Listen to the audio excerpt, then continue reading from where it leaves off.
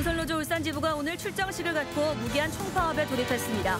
혁신도시와 울산신항 등 일부 현장에서 공사 차질이 빚어졌습니다. 경찰이 화물 차량 연쇄 방화 사건 용의자 한 명을 붙잡아 조사를 벌이고 있습니다. 하지만 범인일 가능성이 낮은 것으로 전해져 경찰 수사가 다시 원점으로 돌아가게 됐습니다. 나홀로 규제에 나섰던 북구청이 대형마트 규제를 잠정 중단하는 방안을 고민하고 있습니다. 유통상인들은 울산 지역 구분이 모두 규제에 나서라고 촉구했습니다. 양돈 농장에 투자하면 고수익을 올릴 수 있다고 속여 투자금 80억 원을 가로챈 사기 사건이 발생했습니다. 투자자 100여 명이 꼼짝없이 당한 사기 수법을 고발합니다. 같은 부지의 일반 아파트와 주택조합 아파트 건설이 동시에 추진되면서 말썽을 빚고 있습니다. 어찌된 일인지 취재했습니다. 유럽연합의 제재로 다음 달 이란산 원유 수입이 중단되면서 울산 지역 경제에도 적지 않은 타격이 우려됩니다.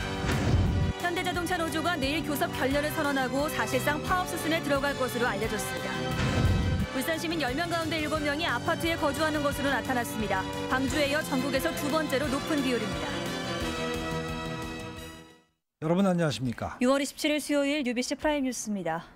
울산 건설기계노조가 임대료 인상과 체불임금 해결을 요구하며 총파업에 돌입했습니다. 혁신도시 등 일부 공사 현장은 차질을 빚고 있습니다. 보도에 이영남 기자입니다. 중구 우정 혁신도시의 한 아파트 신축 공사 현장. 굴착기와 덤프트럭 등이 멈춰서면서 기초공사인 덮하기 공사가 중단됐습니다. 건설기계 기사들이 운행을 거부했기 때문인데 건설사는 후속 공사까지 지연될까 애가탑니다. 가지고 있는 자체 공정에 대한 공개가 있는데 이게 자꾸 늘어나면은 뒤에 후속 공정을 할 수가 없습니다. 예, 그렇다 보니까 자연적인 공정은 밀리게 돼 있죠, 이거는. 무기한 총파업에 들어간 울산 건설기계 노조에는 굴착기와 덤프트럭 운전자 등 1000여 명이 가입해 있습니다. 이들은 체불임금을 해결하고 유가 인상에 맞춰 적정한 임대료를 보장할 것을 요구하며 건설 현장별로 협약서를 체결하자는 입장입니다. 유류비가 너무 많이 올라가지고 지금 그 부담이 상당히 있습니다. 그렇다고 해서 임대료도 현장에서 올려주는 것도 아니고 그래서 저희들이 임대료. 건설기계 노조는 굴착기와 덤프트럭을 시작으로 파업에 들어가고 요구가 받아들여지지 않으면 레미콘 차량까지 투쟁에 동참시키겠다고 밝혔습니다. 해당 업종에서 조합원의 비율은 20% 정도지만 비조합원도 작업에 참가하지 않은 곳이 많아 곳곳에서 작업이 중단됐습니다. 화물연대 파업에 이어 시작된 건설노조의 파업이 장기화되면 신항만 공사 현장 등에도 차질이 확산될 전망입니다. UBC 뉴스 이영남입니다. 경찰이 어젯밤 화물 차량 연쇄 방화 사건의 용의자로 긴급 체포한 30대 남자가 범인이 아닐 가능성이 높은 것으로 알려졌습니다. 경찰 수사가 다시 원점으로 돌아가게 됐습니다. 김규태 기자가 취재했습니다. 경찰이 어젯밤 긴급 체포해 조사하고 있는 용의자는 30대 후반의 남자입니다. 경찰은 이 용의자가 CCTV에 촬영된 승용차 앞좌석의 탑승자 2명 가운데 1명인지를 확인하고 있습니다. 이 용의 차량이 경부고속도로 경주 나들목에서 제시한 통행권에서 이 남자의 지문이 나왔기 때문입니다. 하지만 이 남자는 혐의 사실을 강하게 부인하고 있습니다. 특히 범행 시간대 자신의 아파트 주변 슈퍼마켓에 물건을 사러 갔다며 아파트 CCTV와 슈퍼마켓 주인 등을 상대로 확인해달라고 요청한 것으로 전해졌습니다. 실제로 할인 중이고 이것저것 말할 그런 관계는 아닌 것 같아요. 여기에다 고속도로 통행권은 재활용되기 때문에 여기서 나온 지문도 신빙성이 떨어집니다. 재활용을 총 5번을 합니다. 그러니까 지문이 여러 개가 나올 수는. 또 경찰이 조사하고 있는 용의자는 부산의 한 중소기업에 다니는 평범한 직장인으로 밝혀져 이번 방화 사건과의 연계성도 높지 않아 보입니다. 여기에다 다른 용의 차량 한 대의 소유주는 해외에 체류 중인 것으로 확인돼 이번 사건과는 관계가 없는 것으로 나타났습니다. 용의자 검거로 사건 해결에 실마리를 푸는 듯했던 연쇄 방화 사건이 다시 원점으로 돌아가고 있습니다. UBC 뉴스 김규태입니다. 울산에서 가장 먼저 대형마트 규제에 나섰던 북구가 깊은 고민에 빠졌습니다. 나홀로 규제로 예상했던 성과는 거두지 못하고 있는 데다 최근 법원 판결마저 우호적이지 않기 때문입니다. 조윤호 기자가 보도합니다. 지난달 13일부터 한 달에 2차례 대형마트 의무 휴업을 실시한 북구. 하지만 다른 구군이 시행을 늦추면서 전통시장 활성화라는 당초 기대는 빗나갔습니다. 오히려 북구의 대형마트 휴업날, 인접한 중구 대형마트와 규제 대상이 아닌 농협아나르마트 배만 불린 셈이 됐습니다. 이 때문에 북구는 울산시와 다른 구군에 공동보조를 취하자고 여러 차례 제의했지만 속 시원한 답을 듣지 못했습니다. 급기야 윤종호 북구청장은 조만간 북구의 의원들을 만나 조례 개정안 시행을 잠정 중단할지 논의하겠다고 밝혔습니다. 사실상 대형마트 규제를 접겠다는 얘기입니다. 여기에는 최근 일선구청에 대형마트 영업 제한은 위법하다는 서울행정법원 판결도 부담으로 작용한 걸로 보입니다. 대형마트 전면 규제를 촉구하는 중소상인들의 반발은 갈수록 거세지고 있습니다. 전국적으로 이미 50~10%가 넘는 지자체에서 조례가 시행되고 있다. 울산 지역 중소상인들은 울산에서 장사를 하고 있다는 이유로 유통산업발전법의 혜택을 받지 못하고 있다. 울산에서 가장 발빠르게 대형마트 규제에 나선 북구. 하지만 나홀로 규제라는 부담 때문에 이제 규제를 접는 문제를 고민하고 있습니다. UBC 뉴스 조인호입니다. 북구 코스트코 건축허가 반려와 관련해 윤종호 북구청장이 불구속 기소됐습니다. 울산지검은 울산시의 행정심판에 불복하고 코스트코 건축허가를 3차례나 반려한 행위는 직권남용과 권리행사 방해에 해당된다며 기소 이유를 밝혔습니다.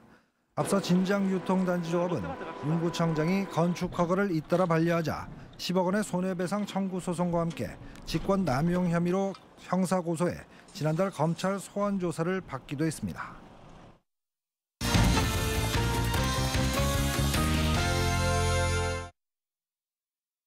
한 다단계 업체가 높은 수익을 미끼로 80억 원대 투자금을 받아 챙긴 뒤 잠적하는 사기 사건이 발생했습니다. 피해를 본 투자자만 무려 100여 명, 대부분이 쌈짓돈을 투자한 서민들입니다. 어떻게 이런 일이 가능했을까요? 윤경재 기자가 보도합니다. 공짜 사료를 대는 곳이 있어 막대한 수익을 낸다며 투자자를 끌어모은 한 양돈 업체. 사무실로 찾아가니 유명 양돈 회사 간판만 있을 뿐 문은 굳게 닫혀 있습니다. 알고 보니 공짜 사료는커녕 양돈 업체를 운영하지도 않고 투자금만 챙긴 다단계 업체입니다. 지난 2년 동안 매달 투자금의 4%, 소개자에겐 2%의 배당금을 준다며 문어발식으로 투자자를 모았습니다. 시중은행 평균 금리의 10배가 넘는 겁니다. 업체는 이름이 같은 양돈 회사의 인터넷 홈페이지를 자신의 것처럼 속이고 실제 돼지 농장과 사료 공장을 견학시키기도 했습니다. 100여 명에 달하는 피해자들은 대부분 쌈짓돈을 넣은 서민들. 적게는 1,000만 원부터 많게는 4억 원까지 다달이 나오는 배당금에 혹해 초기 투자금의 몇 배나 되는 돈을 대출받아 넣기도 했습니다. 피해액은 무려 80억 원. 옆에 사람이 막 나를 웃기신처럼 끌고 들어가는 거예요. 너무 좋다. 할머니들은 소액이죠. 그 전재산 노후지 자금이거든요. 5월 22일 날 넣었는데 5월 29일 날 알게 된 거예요. 대표는 그 앞에 알았다는 거죠. 알았는데도 투자하는 사람은 돈을 받은 거예요. 이 업체는 투자자들을 안심시키기 위해 이렇게 투자 약정서를 만들어주기도 했습니다. 전국에 지점을 둔 이 업체는 지난달 중순 울산의 대표자들이 잠적했습니다. 그분들이 사기를 당한 건 만약은 맞습니다. 그걸 안약할 수 없는 거예요. 저는 또 이제 피해자들이 피해가 없도록 막아줘야 되는. 수사를 벌이고 있는 경찰은 이 업체의 유사수신 혐의가 일부 드러났다며 강력 처벌할 계획이라고 밝혔습니다. UBC 뉴스 윤경재입니다. 같은 부지를 놓고 일반 아파트와 주택조합 아파트가 동시에 추진되는 곳이 있습니다. 둘 중에 먼저 되는 걸 추진하기 위한 편법인데요. 조합원들의 피해가 우려됩니다. 이다루 기자가 취재했습니다. 울주군의 한 토지 구획정리지구. 시공사인 모 업체는 공사대금 대신 받은 2일대 채비지 22,000제곱미터에 600여 세대의 아파트를 짓기 위해 주택조합원을 모집하고 있습니다. 가입 조건은 1인당 200만 원. 하지만 이 부지는 지난해 8월 조합 아파트가 아닌 일반 아파트를 짓기 위해 울산시에 계획 승인이 접수된 곳입니다. 동일한 업체가 명의만 받고 같은 부지에 조합 아파트와 일반 아파트 등 두 개의 사업을 추진한 것입니다. 일반 아파트 건립 승인이 나면 주택조합을 철회하고 조합원이 구성되면 일반 아파트 건립을 철회하는 식의 편법입니다. 사람들이 나중에 추진하다가 그 상황이 아니면 거래가 벨트 사례가 안 되었을 때는 승인의 금전적 피해가 발생하는 경우가 나타날 수 있겠습니까? 주택법에는 주택조합원 창립총회를 열어 예정 세대수의 50% 이상을 조합원으로 구성해 인가를 받은 뒤 아파트 건립을 추진토록 규정돼 있습니다. 하지만 이 절차는 무시됐고 조합원 모집에 투입된 근로자들 임금 1억 원도 체불됐습니다. 매출 외인 개념으로 봐서 한 1,000억 가까이 됩니다. 이 전체 사업비가. 근데 그 1억도 해결 못하는 회사가. 주택조합원 모집 대행 업무를 한 근로자들은 현재 울산 고용노동지청에 사업주를 체불임금 혐의로 고소를 한 상태입니다. 2마리 토끼를 잡으려는 업주의 과욕이 자칫 조합원들의 피해로 돌아오지 않을까 우려됩니다. UBC 뉴스 이다루입니다.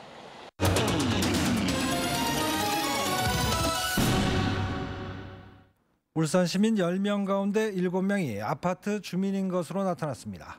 전국 시도 가운데 광주 다음으로 높은 비율입니다. 이정환 기자가 보도합니다. 이른바 만세대 아파트로 불리며 1980, 90년대 지역 최대 주거단지였던 동구 일산지구. 재건축 5년 만에 당시 5층이던 아파트가 30층의 초고층으로 변모해 입주를 앞두고 있습니다. 몇 년 전만 해도 논밭이던 울주군 범서와 북구 농소 일대도 아파트로 숲을 이루고 있습니다. 이처럼 아파트가 우후죽순처럼 들어서면서 지난 2010년 기준으로 울산 시민 10명 가운데 7명이 아파트 주민인 걸로 나타났습니다. 단독주택이나 다세대 등 저층 주택 주민은 28%, 오피스텔 거주는 0.3%로 조사됐습니다.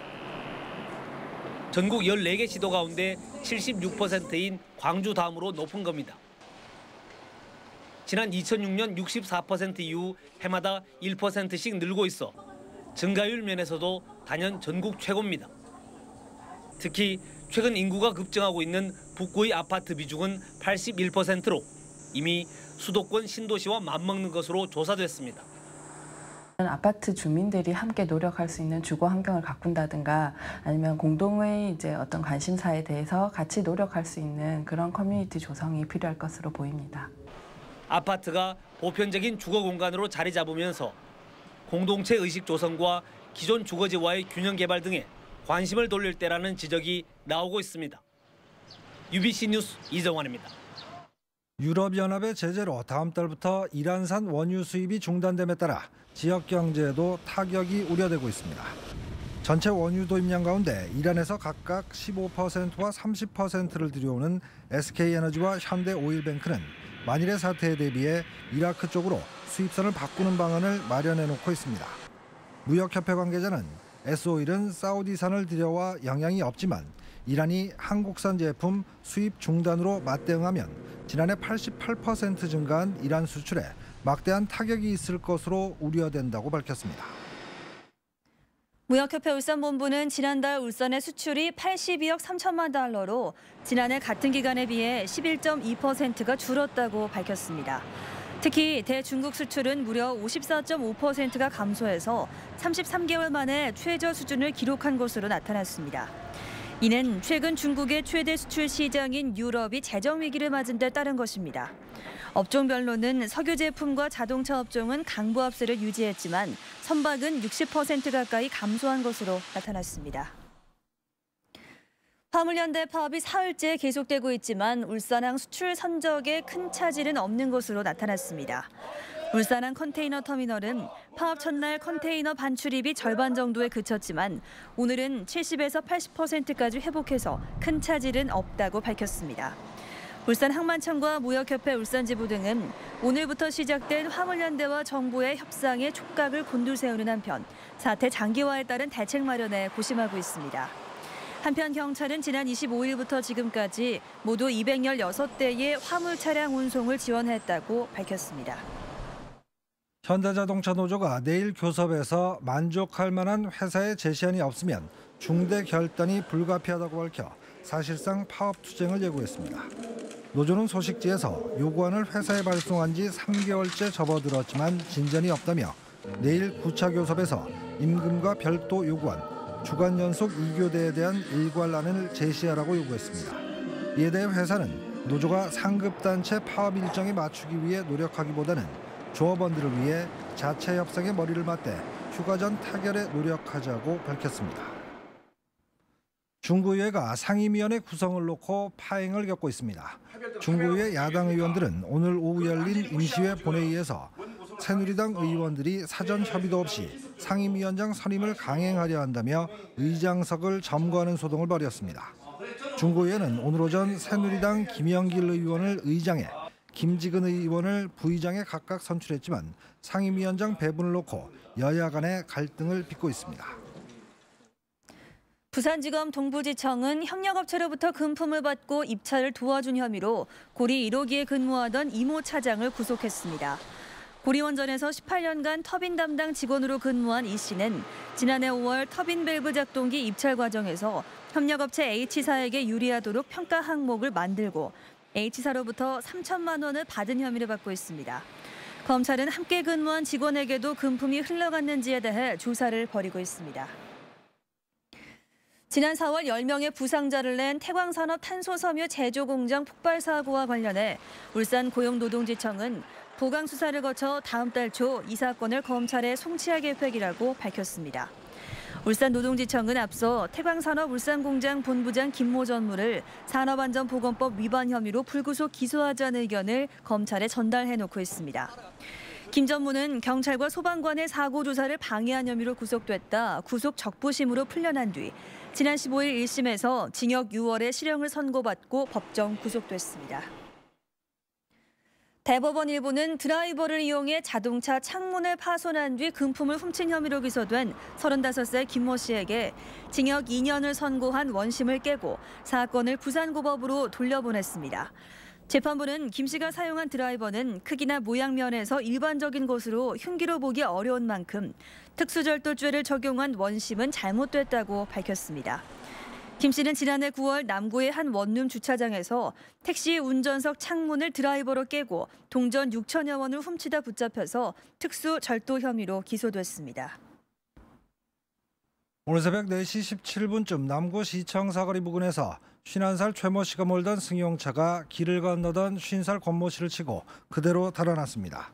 이 사고로 권 씨가 병원으로 옮겨졌지만 숨졌고 달아난 최 씨는 2시간 만에 경찰에 자수했습니다.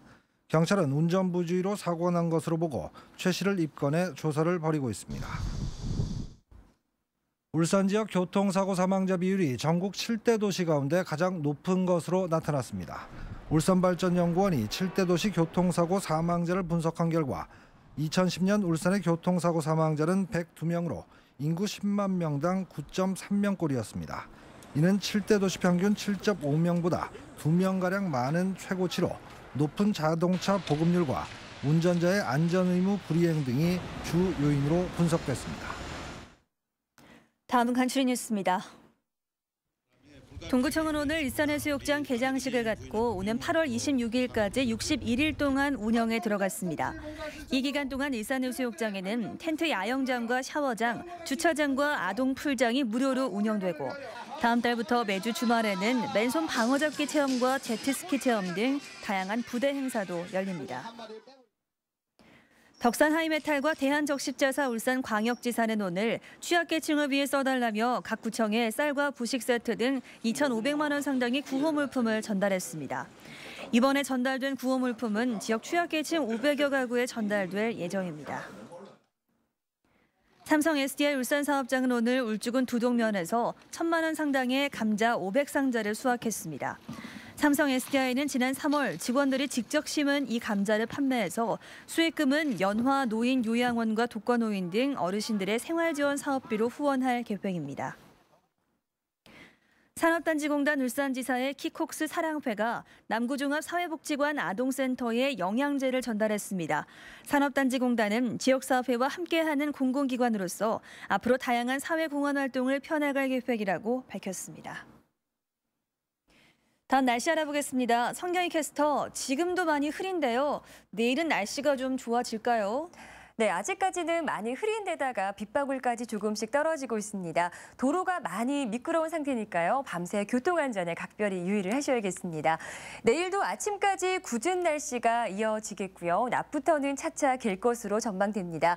오후에는 오랜만에 햇살도 조금씩 내리쬐을 것으로 기대가 됩니다. 한낮 기온은 24도로 오늘보다 5도가량이 높겠지만 평년 기온을 조금 밑돌아서 내일로 여름답지 않은 날씨가 이어지겠습니다. 다음은 자세한 전국 날씨입니다. 중부지방 내일 막다가 오후부터 가끔 구름 낀 날씨가 예상되고요.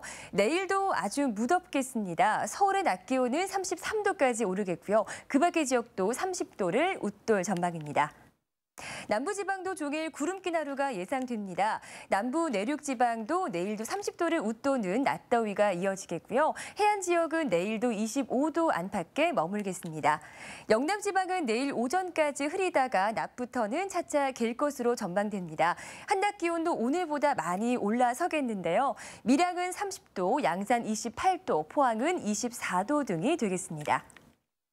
남해 동부 먼바다에는 아직까지 풍랑주의보가 이어지고 있는데요. 내일도 물결이 최고 3m로 높게 일겠습니다. 앞으로 한낮 기온이 차츰 평년만큼 올라설 것으로 예상이 되고요. 이번 주말과 휴일에는 촉촉한 장맛비가 예상됩니다. 날씨였습니다. 바다가 육지라